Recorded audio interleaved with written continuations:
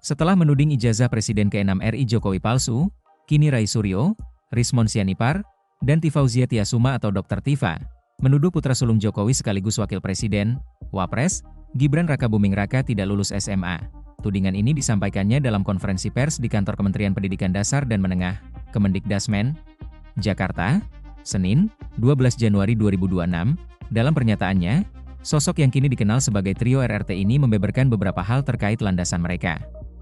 Menyebut bahwa Gibran tidak lulus SMA. Bahkan, mereka turut menuding bahwa adanya keterlibatan Kemendikdasmen dalam hal tetap diluluskannya Gibran melalui surat keterangan penyetaraan. Minta penjelasan ke Kemendikdasmen. Tifa meminta penjelasan dari Kemendikdasmen terkait memberikan surat keterangan penyetaraan ijazah SMA dan SMK Gibran.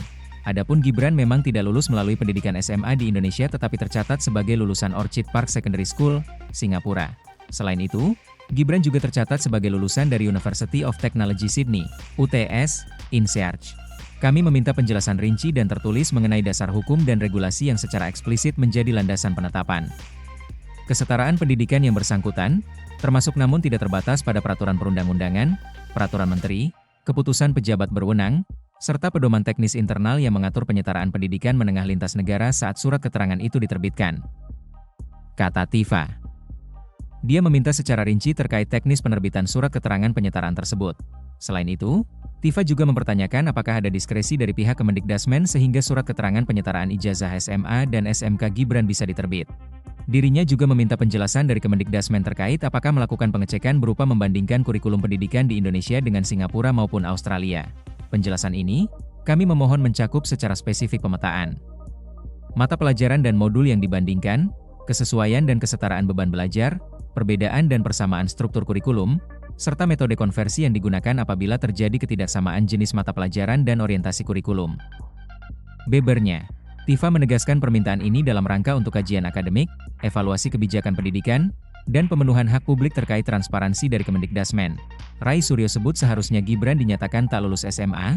Pada kesempatan yang sama, Rai Suryo menegaskan berdasarkan analisis yang telah dilakukan, maka seharusnya Gibran dinyatakan tidak lulus SMA oleh Kemendikdasmen.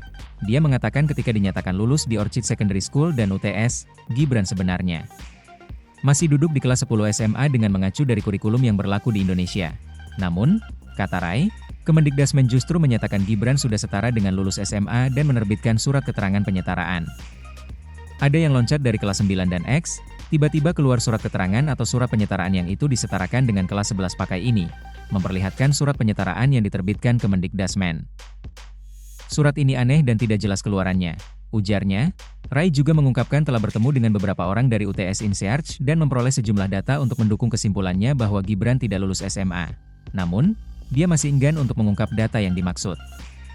Download Tribun X sekarang, menghadirkan lokal menjadi Indonesia.